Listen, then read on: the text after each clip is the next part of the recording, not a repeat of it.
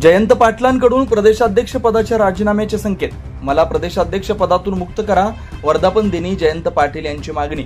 पक्षातील प्रमुख सहकाऱ्यांशी चर्चा करणार, शरद पवार यांचं वक्तव्य। संख्येपेक्षा गुणवत्तेला महत्त्व असतं, जयंत पाटील यांचं वक्तव्य। राष्ट्रवादी काँग्रेस पक्षाच्या 26व्या वर्धापन दिनी महाराष्ट्राच्या राजकारणात दोन वेगळे सोहळे, दोन नेते आणि एकच पक्ष अशा वास्तवाला आज पुण्यात साक्षी मिळाली। शरद पवार आणि अजित पवार दोघांनी पुण्यात आपापले कार्यक्रम आयोजित करत स्वतंत्र शक्ती प्रदर्शन केलं। यावेळी शरद पवारांच्या मेळाव्यात शरद पवार गटाचे प्रदेशाध्यक्ष जयंत पाटील यांनी मोठं वक्तव्य करत पदमुक्त होण्याची इच्छा व्यक्त केली। पुणे एक शहर, पण राष्ट्रवादी काँग्रेससाठी दोन मंच। एकीकडे बालेवाडीत अजित पवार यांच्या गटाचा भव्य मेळावा, तर दुसरीकडे बालगंधर्व रंगमंदिरात शरद पवार गटाचा विचारप्रधान सोहळा।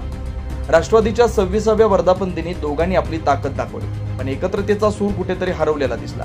आणि अशातच शरद पवारांच्या व्यासपीठावर प्रदेशाध्यक्ष जयंत पाटील यांनी थेट शरद पवारांसमोरच पद सोडण्याची इच्छा व्यक्त केली। मला पवार साहेबांनी भरपूर संधी दिली, पण आता नवीन चेहऱ्यांना संधी देणं गरजेचं आहे, असं जयंत पाटील म्हणाले आणि राजकीय वर्तुळात खळबळ माजली। मला पवार साहेबांनी बरीच संधी दिली, 7 वर्षाचा कालावधी दिला। शेवटी पक्षाने नव्या चेहऱ्यांना संधी देणं आवश्यक आहे। जयंत पाटील यांनी 1999 पासून 2014 पर्यंत राष्ट्रवादीच्या सत्ता काळातील निर्णयांची आठवण करून दिली।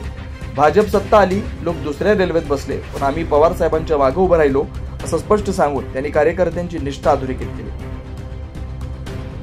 तर जयंत पाटलांच्या या वक्तव्यानंतर पक्षातील प्रमुख सहकाऱ्यांसोबत चर्चा करणार असल्याचं शरद पवार यांनी म्हटलंय। जयंत पाटील यांच्या भूमिकेमुळे नव्या नेतृत्वाच्या चर्चेला गती मिळणार का, हे पाहणं आता महत्त्वाचं ठरेल।